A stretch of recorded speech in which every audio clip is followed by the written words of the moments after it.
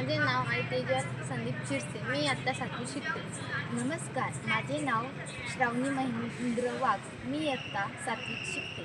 नमस्कार, माझे नाव तेजल अमोल मुंजा. मी आत्ता 7वी शिकते. नमस्कार, माझे नाव तन्वी संजय आदाने. मी इयत्ता 7वीत शिकते. नमस्कार, माझे नाव हर्षदा श्रीकांत फाळवणे. मी इयत्ता 7वीत शिकते. नमस्कार, आमच्या शाळेचे नाव संत Bahinabai primary English school Devgaon Rangari आहे व आम्ही इयत्ता 7वीच्या विद्यार्थिनी आहे. आम्ही शोधलेली समस्या मोबाईलचा अतिवापर. ही समस्या आमच्या निदर्शनास पालक मीटिंगमधून आली. या मीटिंगमध्ये बरेच पालकांचे म्हणणे होते की आमचे मुलं अभ्यास सोडून फक्त मोबाईलच बघतात.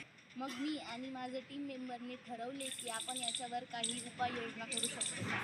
मग आम्ही विद्यार्थ्यांना एक प्रश्न उपस्थित केला की किती वेळ मोबाईल बघितला पाहिजे व किंवा तुम्ही किती वेळ मोबाईल स्क्रीनपासून लांब राहू शकता. मग त्यावर आम्हाला वेगवेगळी उत्तरे मिळाली. मग आम्ही त्या उत्तरावर काम करायला सुरू केले.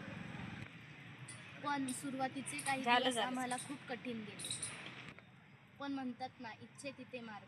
कार्य करताना आमच्या निदर्शनात आले की मुलं आता खूप मोबाईलचा अतिवापर करत आहे. त्यामध्ये गेम खेळणे, रील्स किंवा शॉर्ट्स बनवणे किंवा बघणे हे खूप अति झाले होते. मग आमच्या लक्षात आले की ह्या गोष्टी त्यांच्याकडे आल्या कशा. मग आम्ही त्यावर कार्य करायला सुरुवात केली. आमच्या लक्षात आले की मुलांचेच आई वडील मोबाईलचा अतिवापर करत आहे, म्हणून मुलं त्यांचं बघून मोबाईलचा अतिवापर करत आहे. मग पहिले आम्ही ठरवले की मुलांच्या पालकांशी बोलायचे की तुम्ही फक्त कामापुरताच मोबाईलचा वापर करा. तुमच्या मोबाईलचा अतिवापर बघून तुमचे मुलेही तुमचेच अनुकरण करत आहेत. मग आम्हाला पालकांकडूनही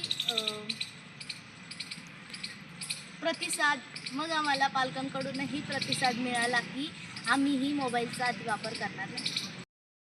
मग आम्ही वळालो विद्यार्थ्यांकडे. मग आम्हाला त्यांना समजावून सांगणे खूप कठीण जाऊ लागले. पण तरी पण आम्ही हार मानली नाही. मग आम्ही त्यांना मोबाईलच्या अतिवापराचे दुष्परिणाम समजावून सांगितले. दिवशी मुलांना मोबाईलचे अतिवापराचे दुष्परिणाम समजून आले व दुसऱ्या दिवशी मोबाईलचा अतिवापर करणे त्यांच्याकडून हळूहळू कमी होत गेला होता.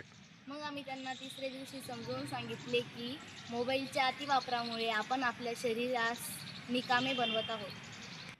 त्यामुळे डोळे खराब होऊ शकतात, चिडचिडेपणा वाटतो, अभ्यासाकडे दुर्लक्ष होते किंवा विचार करण्याची क्षमता कमी होते आणि जेवणाकडे पण लक्ष राहत नाही. मुलांच्या लक्षात आले की मोबाईलच्या अतिवापरामुळे एवढे काही आजार होऊ शकतात. तेव्हा त्यांनी मोबाईल बघणेच बंद केले. पूर्ण झालं. धन्यवाद.